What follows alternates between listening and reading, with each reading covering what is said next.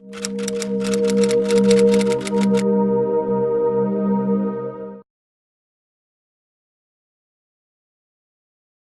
segunda película que hice me llevó muchos años, es la película esa, La Lucha, y me acuerdo que cuando fui a pedir el presupuesto a la televisión israelí, la directora de la televisión israelí me dijo, era una película sobre la gente, sobre la tercera edad, una película sobre gente adulta, y me dijo, no te vamos a apoyar en esta película porque al público en general no le interesa las películas sobre gente vieja. Y tuve que ir y con una sensación muy amarga porque la vi a la persona esta que tenía creo 60 años o mi edad de hoy, y yo dije, pero no es consciente que en algún momento ella misma va a llegar a la tercera edad. Así fue que unos años después llegué, esa persona, como yo pensé, dejó el puesto, vino otra persona en el canal 1 de televisión, ese mismo que yo había filmado en 1968, y me dijeron así, ok, el guión es muy muy bueno, vamos a invertir en la película, pero en realidad hay una posibilidad de que Maccabi Tel Aviv, el cuadro de básquetbol, siga subiendo etapas en la Copa Europea de Básquet, y si es así, vamos a transmitir los partidos y no vamos a poder apoyar tu película. Entonces yo siento, bueno, decídanse si o no.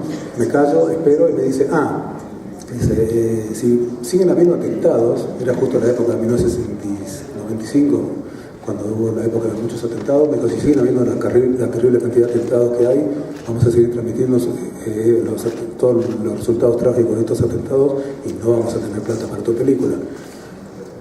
Me callé y me dijo, pero si llegamos a firmar la paz con Jordania, que está a punto de concretarse, y ahí yo dije, paz, sonreí. Me dijeron, entonces seguro que no vamos a tener plata para tu película, porque vamos a transmitir la firma de la paz. Esto es en Israel la dificultad de conseguir plata para una película. First of all, I want to admit that I feel the most lucky person in this very serious panel because I'm dealing with animation, clay animation. I play all the day, I'm not working, and I try to keep this along my career. My first steps in animation were very strange because I went to Art Academy, and after 6 weeks I felt that it's not for me. It was 3 weeks in the visual communication department, and then another 3 weeks in the photography department. I felt that it's not the right place for me. I was lucky that it was the first years of the Israeli television, and someone that worked in the television asked me if I can produce caricature for a program in the television. I said, why not? I'll try. And they said, yes, but it had to be till tomorrow morning. And I said, what do I have to lose? What do I have to lose? Anyway, now I'm out of the television, so if they'll throw me out of the television, I'll be in the same place. So I said, okay, I'll do that.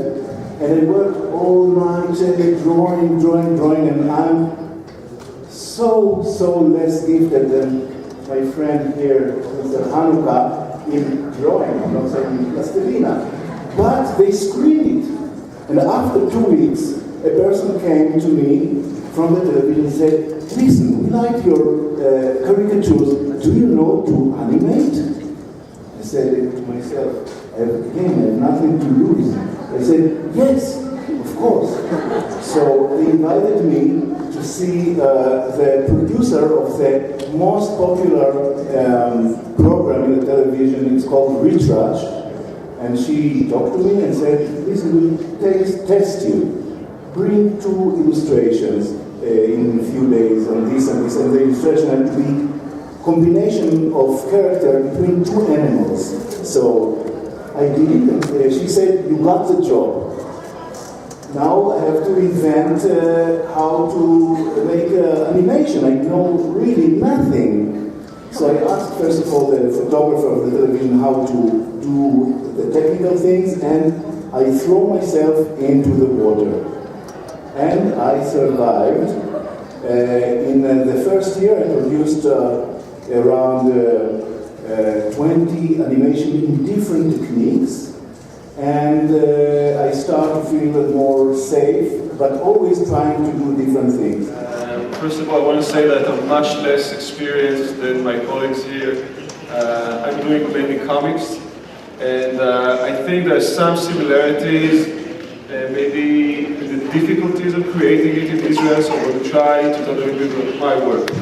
So first, I just want to tell you about a childhood memory from the 70s. I was growing up in a suburb next to a highway in Israel. It was not developed like today. Israel is like a branch of America, but a cheap branch of America. But then it was very gray. There was no TV, no internet, not many images, and we used to get these comic books of Spider-Man from an aunt who lived in Los Angeles.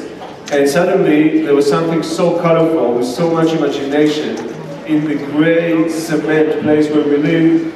It was an opportunity for us to go somewhere else, which means inside our head, to the imagination, because there was nothing else to do.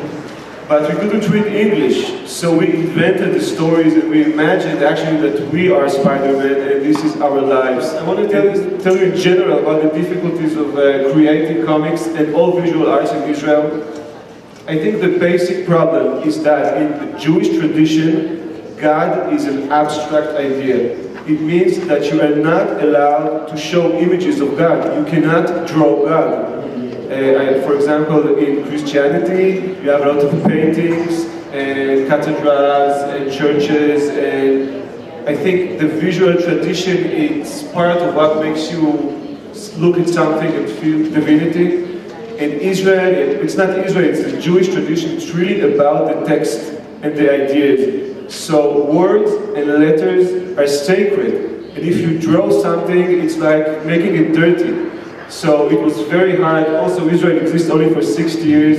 It has a lot of problems politically and some security problems, as you might know. So really, developing visual arts is the last thing people care about.